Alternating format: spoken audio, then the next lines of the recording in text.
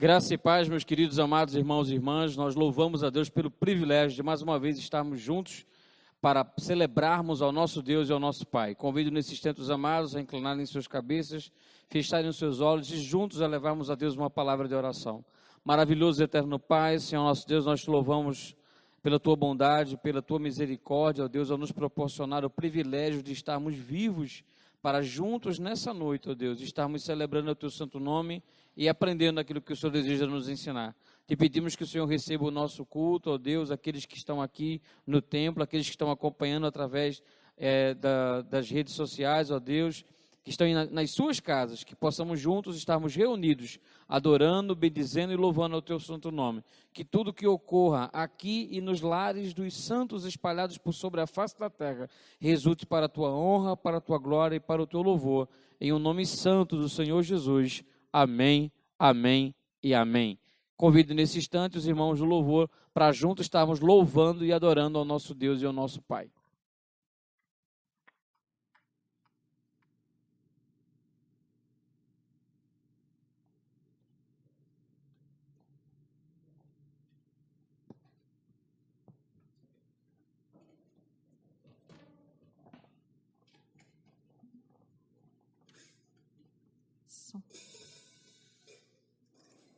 Eu gostaria de saudar a amada igreja com a paz do Senhor, amém? É motivo de alegria podermos nos reunir nessa noite, neste dia de domingo, para podermos adorar o nosso Deus e o nosso Pai, na beleza da sua santidade. Mesmo não podemos estar reunidos como igreja, como templo do Senhor, estamos aqui nos nossos lares, adorando a Deus, exaltando a Deus e glorificando o seu santo nome. E nesse momento de pandemia que estamos vivendo, onde muitas pessoas estão se perguntando: o que é que vai ser? O que é que será do amanhã? Eu olho para um lado, eu olho para o outro, não tenho esperança. E fico me perguntando, meu Deus, o que é que vai ser da minha vida? Eu queria te dizer nessa noite que em Isaías 43:19 diz: eis que faço coisa nova, que está saindo à luz, porventura não o percebeis? Eis que porei um caminho no deserto e rios no ermo. O povo do Senhor se encontrava no deserto, muitas vezes olhando para um lado, olhando para o outro, e faltava muitas coisas, mas o Senhor, o seu Deus, era o provedor do seu povo, e Ele vai continuar provendo na tua vida e na minha vida, amém? Em Isaías 43:21 diz assim: a esse povo que formei para mim, o meu louvor relatarão. Amém, irmãos? Então, nessa noite, louve ao Senhor, se desligue do que está acontecendo lá fora, se desligue o que pode acontecer no amanhã, porque o amanhã pertence ao teu Deus e ao teu Pai. E nesse momento, se desligue do mundo e louve, caminho no deserto. Amém?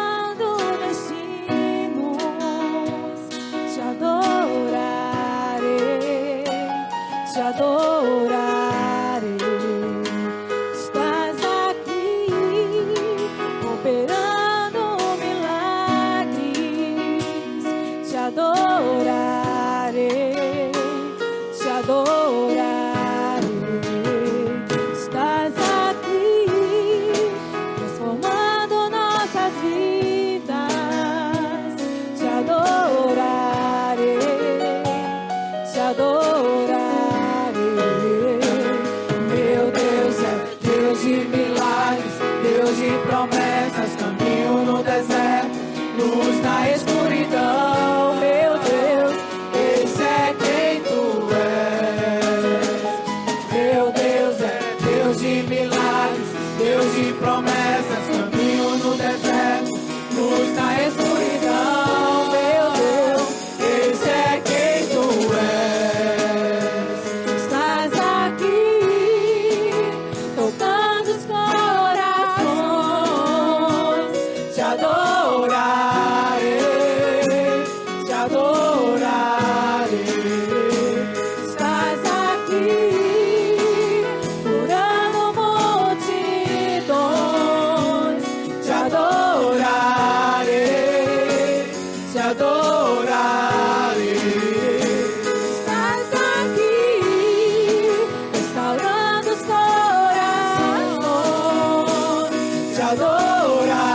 adorarei, te adorarei. Estás aqui, transformando histórias. Te adorarei, te adorarei. Meu Deus é Deus de milagres, Deus de promessas, caminho no deserto, luz na escuridão. Meu Deus, esse é quem tu és. Meu Deus é Deus de milagres, Deus de promessas, caminho no deserto, luz na escuridão. Meu Deus, esse é quem tu és. Enxuga as lágrimas, restaura os corações. Tu és a resposta, Jesus. Enxuga as lágrimas, restaura os corações. Tu és a resposta, Jesus. Meu Deus é Deus de milagres, Deus de promessas, caminho no deserto, luz na escuridão. Meu Deus, Esse é quem tu és. Meu Deus é Deus de milagres, Deus de promessas, caminho no deserto, luz na escuridão. Meu Deus, esse é quem tu és. Meu Deus é Deus de milagres, Deus de promessas, caminho no deserto, luz na escuridão.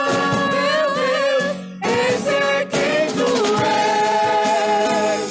Meu Deus é Deus de milagres, Deus de promessas, caminho no deserto, luz na escuridão. Meu Deus, esse é quem tu és.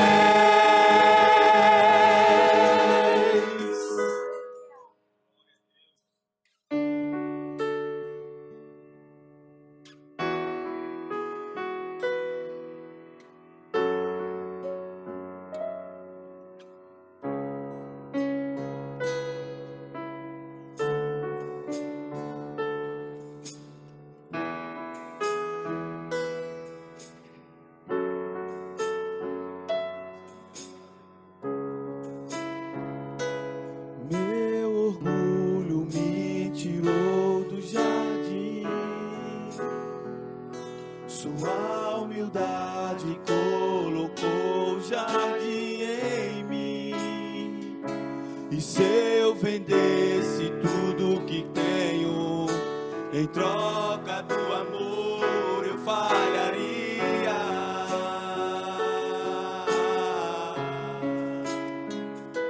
Pois o amor não se compra, nem se merece. O amor se ganha, de graça o recebe. Eu quero conhecer Jesus. Eu quero conhecer Jesus. e ser achado Eu nele. quero conhecer Jesus. Eu quero conhecer Jesus.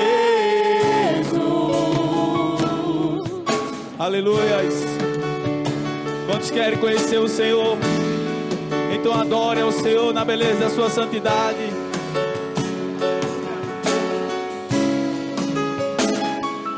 Meu orgulho me tirou do jardim, sua humildade colocou o jardim em mim. E se eu vendesse tudo que tenho em troca do amor, eu falharia.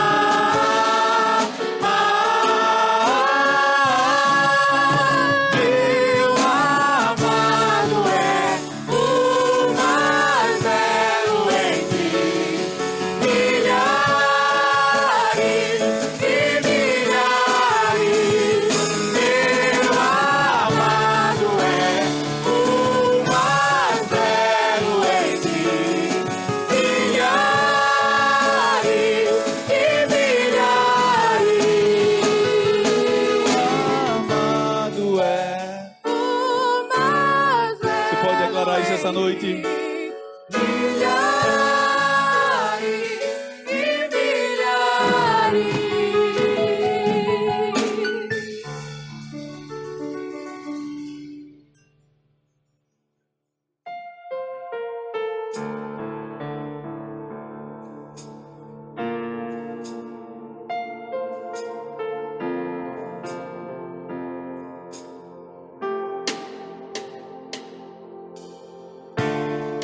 Posso até estar aflito, mas nunca derrotado. Eu posso até chorar, eu posso até sofrer, mas o amanhã virá e minha fé será recompensada e o meu Deus não falha.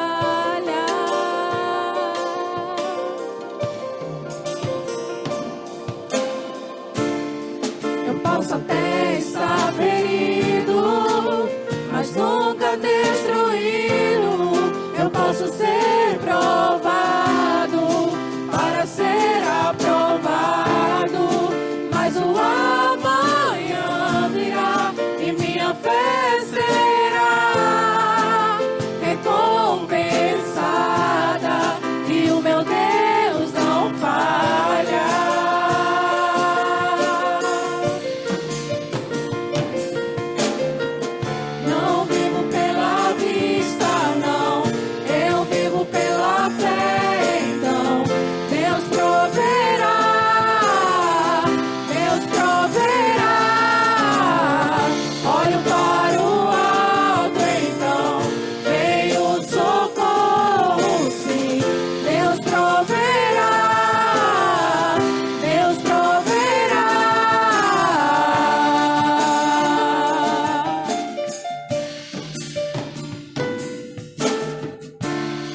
Eu posso até estar ferido, mas nunca destruído. Eu posso ser provado para ser aprovado, mas o amanhã virá e minha fé será recompensada e o meu Deus não falha.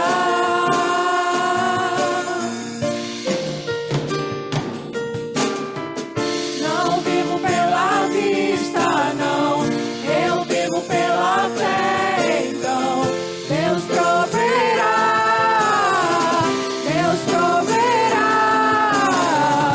Olho para o alto, então vem o socorro, sim. Deus proverá, Deus proverá. Não vivo pela vista, não, eu vivo pela fé. Então Deus proverá, Deus proverá. Olho para o alto, então vem o socorro, sim. Deus proverá, Deus proverá.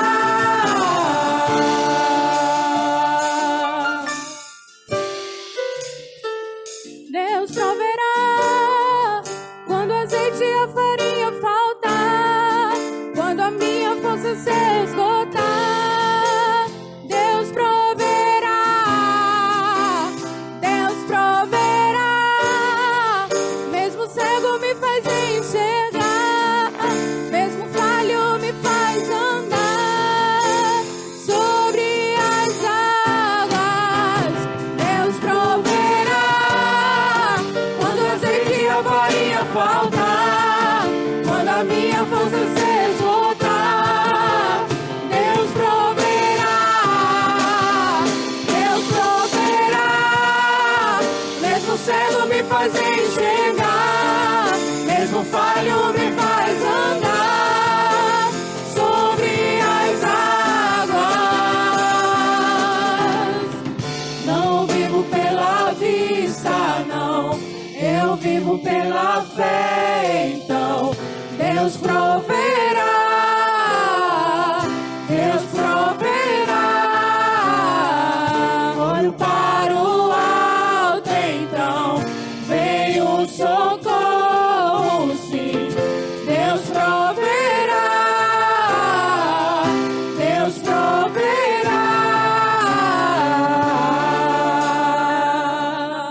Amém, meu amado? Não viva pela vista, viva pela fé no nosso Deus e nosso Pai. Amém? Que Deus continue abençoando a tua vida, a tua casa e a tua família, em nome de Jesus.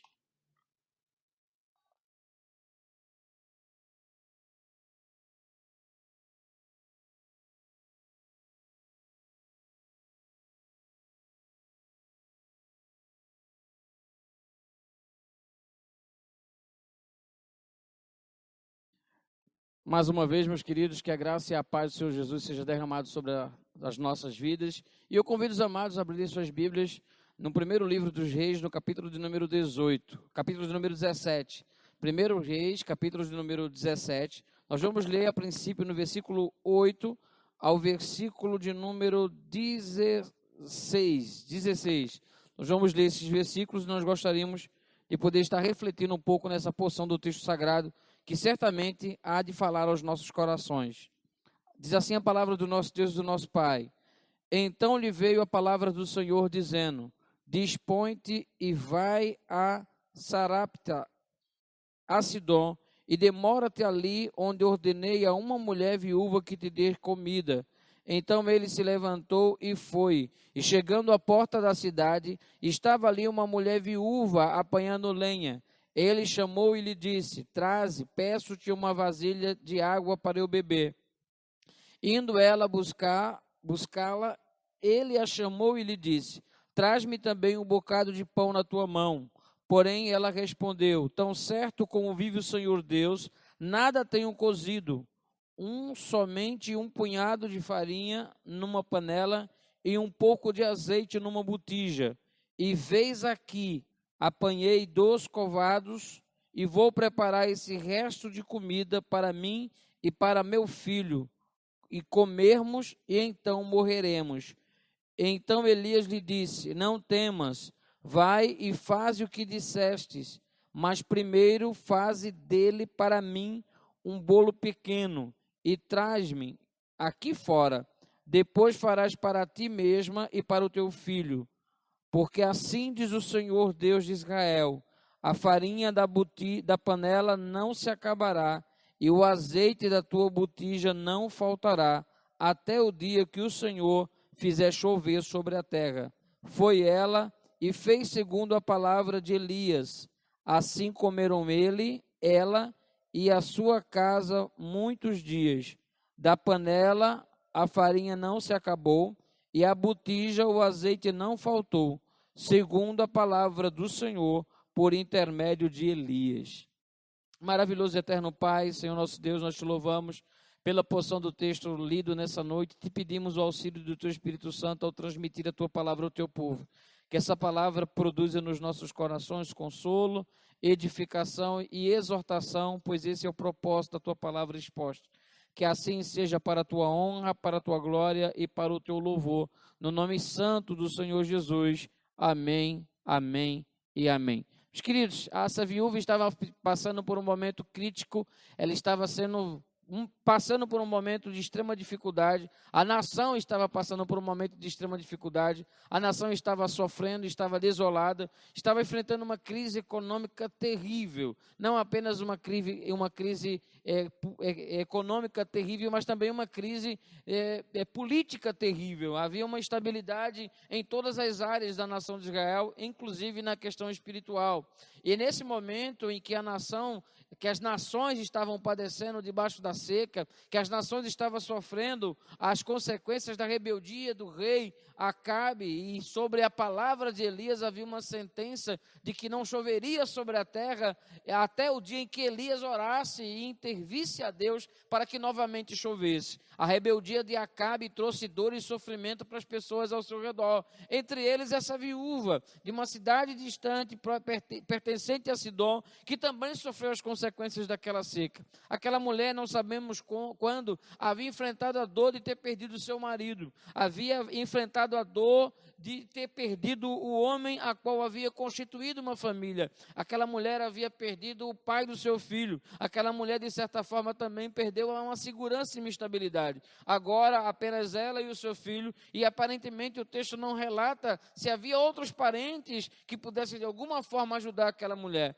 O que o texto nos apresenta é que aparentemente aquela mulher estava abandonada. Aquela mulher não tinha quem recorrer. Não havia quem pudesse auxiliar naquela situação. Aquela mulher chega no limite extremo de que percebe que não havia mais nada o que fazer, a não ser fazer a sua última refeição e morrer. Ela sentia a sensação daqueles que estão no corredor da morte, que então tem a oportunidade de fazer a sua última refeição, e aí eles escolhem o que vão desejar, para que então sejam sentenciados à morte. A morte viria para aquela mulher e para aquela criança pela fome que eles estavam se submetendo ao longo daquele tempo. Suas despensas já estavam vazias, não havia ninguém a quem recorrer, não havia ninguém interessado em auxiliar. Foi nessa situação crítica que aquela mulher se encontrava. E o texto nos fala dessa experiência marcante na vida dessa mulher e na vida desse homem de Deus chamado Elias. E algumas lições interessantes nós podemos tirar e aplicar nos dias que nós estamos vivendo.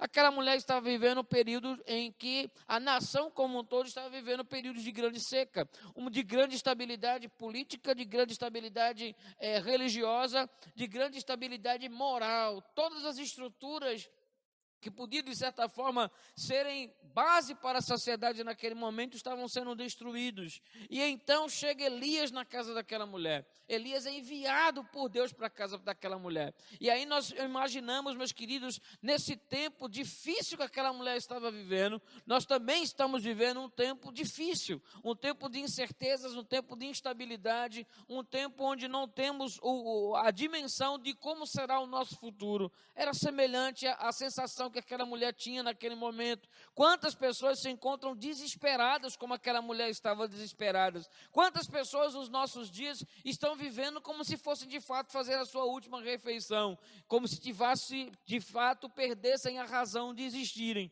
que como se não tivesse esperança no dia seguinte, de como seria o dia seguinte. Mas aí o texto nos apresenta algumas verdades que nós poderíamos tirar, meus queridos, para mostrar que em tempos de instabilidade, em tempos de incerteza, em tempos onde onde a nossa fé é testada, o Senhor mostra alguns princípios interessantes que certamente moveram o coração daquela mulher, trabalharam no coração daquela mulher, trabalharam no coração de Elias e que também deve trabalhar no nosso coração, no nosso tempo de incerteza, no nosso tempo de instabilidade, no nosso tempo de crise que nós estamos vivendo, nesses dias difíceis que nós estamos vivendo. Nós somos encorajados a encontrar nessa porção do texto sagrado lições que vão alimentar a nossa alma e a nossa compreensão do agir sobrenatural de Deus. O primeiro fato que nos chama, que nós podemos observar e que enche os nossos olhos, mostrando claramente a maneira de Deus trabalhar.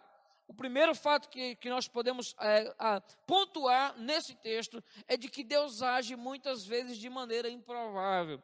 Deus age de maneira improvável para que a sua vontade seja estabelecida. Deus age de maneira improvável para mostrar que Ele é soberano, que Ele faz como quer, que Ele faz no tempo oportuno, que Ele faz da maneira que lhe apraz. E Deus tudo o que faz com um propósito maior e melhor do que aquilo que nós imaginamos no momento. Mas fica claro de que Deus age de uma maneira improvável, porque enquanto Elias estava fugindo da perseguição de Acabe, da perseguição de Jezabel, o Senhor envia ele para uma mulher, naquele tempo de crise, naquele tempo de seca, naquele tempo de fome. O Senhor poderia ter enviado Elias para qualquer outra pessoa, uma pessoa de posses, quem sabe um grande empresário da região, quem sabe alguém que tivesse fazendas, que tivesse condição de dar a Elias tudo do bom e do melhor, quem sabe alguém que pudesse reconhecê-lo como profeta e poder dar todo o conforto que aquele homem de Deus merecia.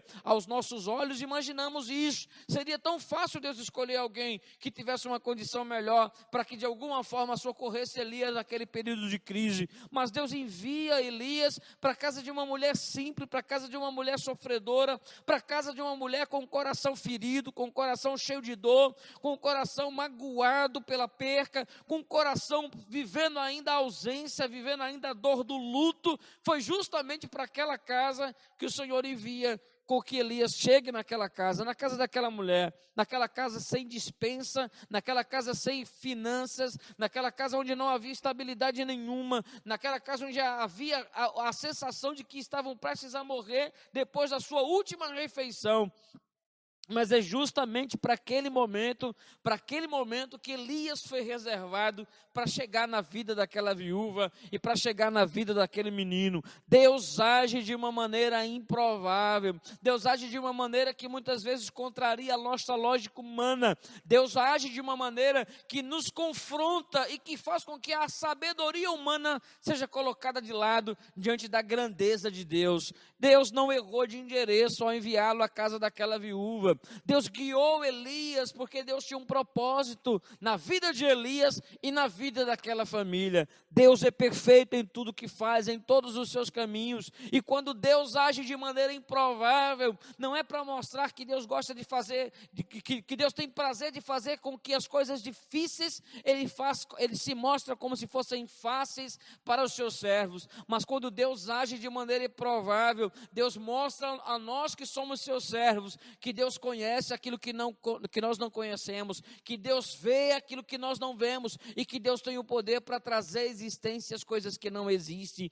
Deus age de uma maneira improvável. No versículo 9, no versículo 12, nós vemos uma mulher sem recursos, mas nós vemos que Deus acaba surpreendendo aquela família, porque Deus age de maneira improvável para abençoar. Deus age de maneira improvável para socorrer. Deus age de maneira improvável para livrar aquela família da dor, para livrar aquela família da morte. Deus continua agindo de maneira improvável nos nossos dias. Ele é o mesmo ontem, hoje e será eternamente. Ou como o texto de Malaquias nos diz, que Deus não muda. Nós não podemos imaginar que Deus possa ser, de alguma maneira, encaixado nos nossos pensamentos. A nossa mente é falha, é pequena. Não há como nós esquadrinharmos os pensamentos de Deus. Não tem como nós pegarmos Deus e colocarmos dentro de uma caixinha, dominado pelos nossos caprichos, pelas nossas vontades e pela nossa maneira de entender Deus. Deus é grande, Deus é maravilhoso, Deus é tremendo, Deus é onipotente, Deus é onisciente. E Deus age sim de maneira improvável para que os seus propósitos sejam feitos. O texto fica claro, meus queridos, em mais um momento bíblico, em mais um relato bíblico, que Deus chega no momento extremamente crítico na vida daquela mulher. Deus chega nos momentos finais da vida daquela família. Deus chega no momento onde o desespero já estava tomando conta. Deus tem prazer em chegar nesses momentos, porque quando Deus chega em momentos assim, as pessoas não vão olhar para os lados, não vão se sentirem tentados a bater no peito para dizer que foram elas quem resolveram os seus problemas, de que foram elas que saíram da situação em que elas estavam, de que de alguma maneira elas mesmas conseguiram resolver, de alguma maneira, através de alguma alternativa, solucionar os seus problemas, as suas dificuldades e saírem das suas crises. Quando nós chegamos no limite, quando nós chegamos no fundo do poço, como nós temos a impressão de que nós estamos vivendo o momento mais crítico da nossa história, é justamente nesses momentos que Deus se levanta em nosso favor. Não é à toa que o texto do apóstolo Paulo nos diz de que nós não seremos tentados além das nossas forças, de que nós não seremos tentados além daquilo que nós podemos suportar. Muitas vezes nós estamos passando por tremendas dificuldades, por tremendas adversidades e provações.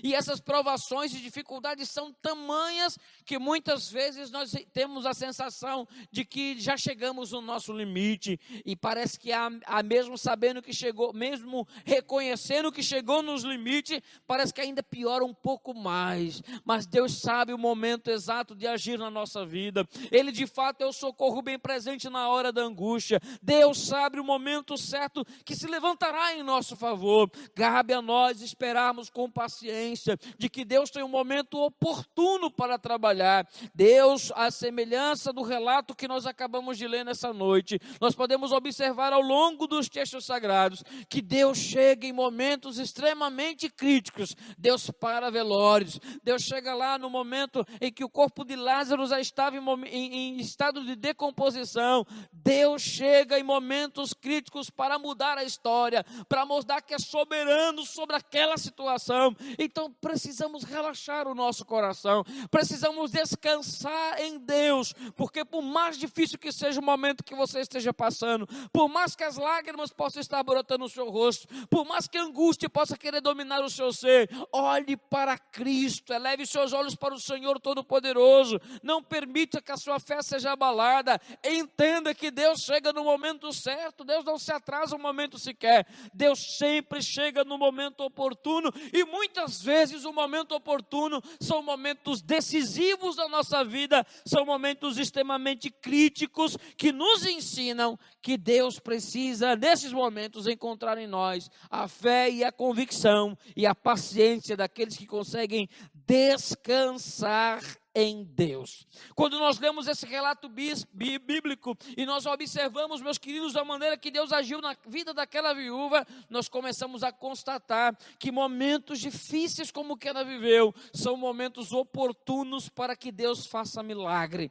E Deus fez milagre poderoso na vida daquela mulher. E Deus também deseja nos nossos momentos difíceis, nas nossas noites escuras, nos invernos da nossa vida, o Senhor também deseja fazer milagres. O Senhor também deseja fazer proeza nas nossas vidas. O Senhor deseja fazer com que possamos suportar tudo o que nós estamos passando com a cabeça erguida, com a sensação de que Deus tem nos lapidado, com que Deus tem trabalhado nos nossos corações. Nós precisamos entender, meus queridos, que o maior milagre que Deus deseja fazer nos momentos difíceis da nossa vida não são os milagres externos, não era botija, não era panela. O que mais o Senhor desejava e de fato fez, foram as mudanças que ocorreram dentro do coração daquela mulher, a confiança, a fé, a perseverança, que precisavam ser lapidados no coração dela e que também precisam ser lapidados no nosso coração. Momentos difíceis, momentos negros, momentos de escuridão,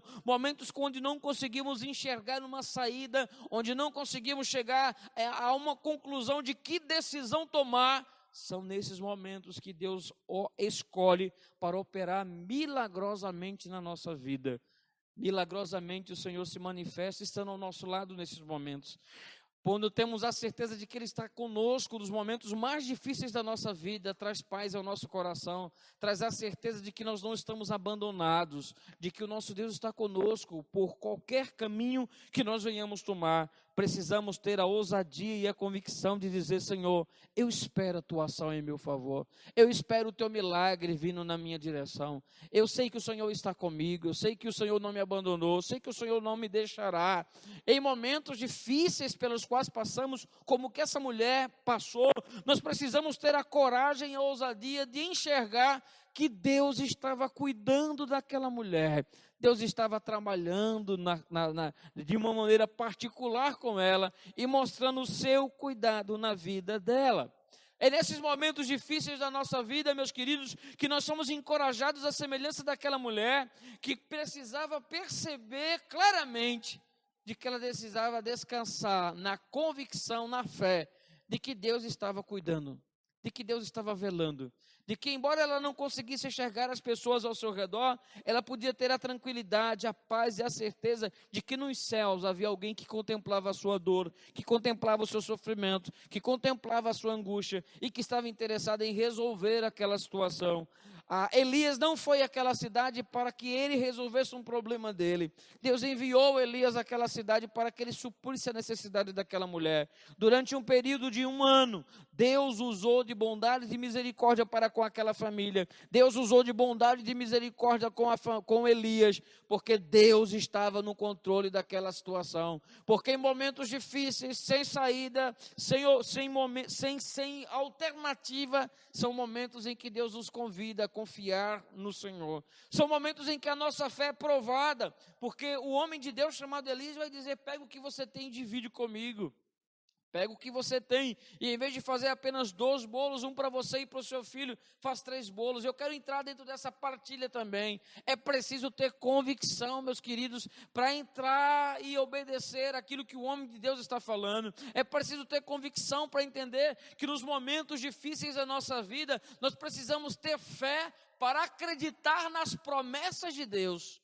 Pois o texto nos diz que o homem de Deus chamado Elias profetiza sobre aquela mulher, dizendo: se você fizer de fato essa partilha, se você pegar o seu suprimento, o pouco que você tem, e você dividir em 3 porções, o pequeno bolo para mim, eu estou profetizando sobre a tua vida, que não vai faltar azeite na botija, que não vai faltar farinha na panela, até enquanto não chover. A profecia foi lançada. Aquela mulher então se apegou daquela profecia. Ela creu que era possível. Ela faz justamente seguindo a orientação de Elias. Ela faz o bolo, ela partilha o bolo. E ela vê então o cumprimento da palavra de Deus na sua vida. Durante 1 ano aquela mulher não precisou, não teve, enquanto havia seca, enquanto havia escassez, na casa daquela mulher havia bonança. Não faltava azeite na botija, não faltava farinha na panela, porque o Deus da provisão estava entrando em ação, porque o Deus que cuida, que vela, que protege, estava ativamente envolvido com aquela família. Deus é tremendo e se mostrou de uma maneira tremenda e particular na vida daquela família. Mas o que nos chama a atenção, meus queridos, é que nos versículos seguintes, esta grande bênção, nos versículos seguintes, ao momento em que ela é curada, em que ela é alcançada pelo milagre de Deus, onde ela tem a sua alma curada, porque os medos, aquela sensação de morte, eles desaparecem, a sua alma é curada, e então ela se vê satisfeita, ela se vê agraciada pelo Deus que cuida, pelo Deus que estava suprindo a necessidade dela de uma maneira surpreendente, porque Deus não apenas supriu uma necessidade por um dia, por um momento, mas todos os dias, durante 1 ano, Deus supriu a necessidade, porque a necessidade daquela mulher era uma necessidade que vinha ao longo do tempo, mas quando Deus entra em ação na vida daquela mulher, Deus supre aquela mulher diariamente. A proteção, o cuidado de Deus, a provisão de Deus é diária nas nossas vidas, e Deus mostra isso ao exercer a sua bondade e a sua misericórdia na vida dela. Mas o que me chama a atenção nessa porção do texto sagrado, meus queridos, é que depois desse grande milagre, depois desse momento de grande bênção que ela havia alcançado, há 1 ano de prosperidade, 1 ano sem dificuldade financeira. Aquela mulher era para ter morrido há 1 ano atrás, segundo a expectativa dela, mas já se passaram 1 ano debaixo do cuidado de Deus, 1 ano debaixo da provisão de Deus. Já faz 1 ano de pandemia. Quantos de nós que estamos nos acompanhando, quantos se foram, amigos nossos, parentes, você que tem nos acompanhado, quantas pessoas nós perdemos ao longo desse ano, no Brasil, no mundo, em nossa cidade, mas pela bondade, pela misericórdia do Senhor, já faz 1 ano que o Senhor tem suprido as nossas necessidades, faz 1 ano que o Senhor tem nos protegido, faz 1 ano que o Senhor tem mostrado a sua misericórdia sobre as nossas vidas,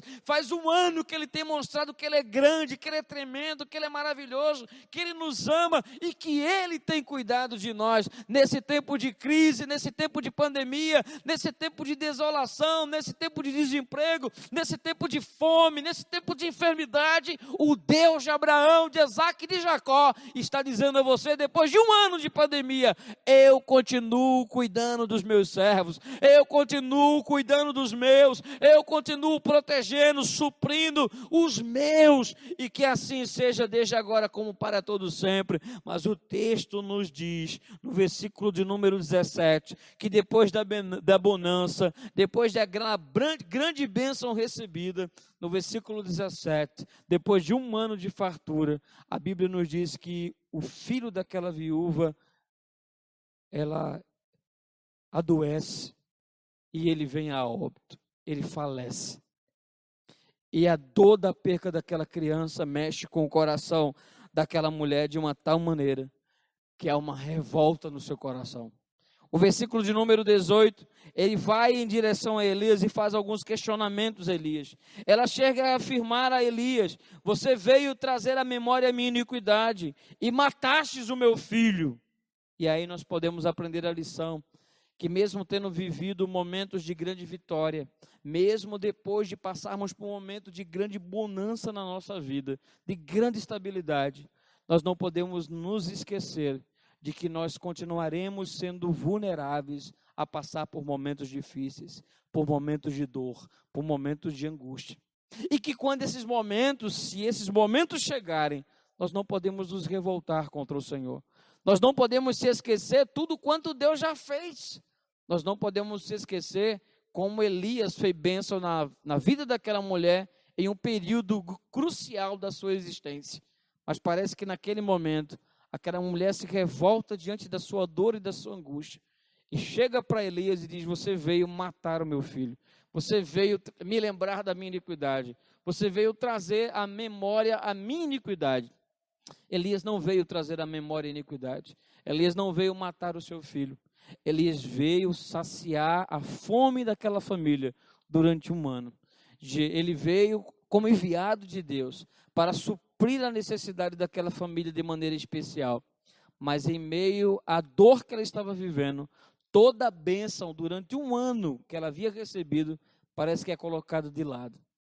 Mas aí Deus é tão bom e tão misericordioso, que o texto sagrado nos diz que Elias pega a criança, vai até onde a criança está, pega a criança por sobre os braços, ora por sobre a criança, e o Senhor, pela sua bondade e pela sua misericórdia, devolve a alma ao menino, no versículo de número 22. E então, no versículo de número 23, diz o texto: Elias tomou o menino e trouxe ao quarto da sua mãe, deu à sua mãe e disse: vê, teu filho está vivo. Mesmo depois de duvidarmos, mesmo depois de gerarmos revolta no nosso coração, por causa de alguma situação vivida que nos traga dor, angústias, nós não podemos nos esquecer daquilo que Deus já fez.